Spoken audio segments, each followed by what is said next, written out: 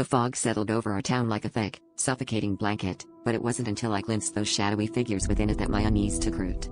I was walking home from my late shift at the diner, the air damp and cool against my skin, when I saw them, tall, elongated silhouettes moving with an unnatural grace. At first, I thought my eyes were playing tricks on me, but as I squinted into the murk, I realized their hands were disturbingly wrong. They were long, almost claw-like, as if reaching out to snatch something from thin air. My pulse quickened, and I hurried my pace, the sound of my footsteps swallowed by the oppressive silence. The fog seemed to follow me, curling around every street corner as if herding me towards something I couldn't see. I tried to brush off my paranoia, but the figures grew clearer with each passing minute. As I turned onto my street, I caught sight of one standing directly under a flickering street lamp, its eyes glowing faintly like embers in the mist. It didn't move, but I felt its gaze pierce through me, a cold, calculated stare that sent shivers down my spine.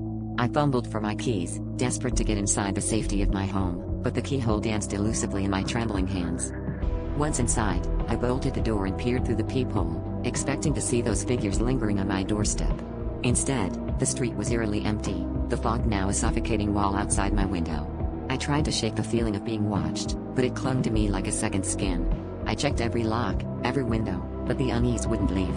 It wasn't until I glanced at my reflection in the mirror that I saw it, the shadowy outline of a figure standing right behind me, its hand reaching towards me with those impossible fingers. I spun around, heart hammering, but the room was empty. The fog pressed against the windows, the figures within now circling my house. I realized then that they weren't just in the fog, they were part of it, an ancient force that descended upon our town under the cover of dusk. And as I stood there, paralyzed by fear, I understood their intent. They weren't reaching out to harm me, they were beckoning, inviting me to join them in the fog, a fate I could no longer escape.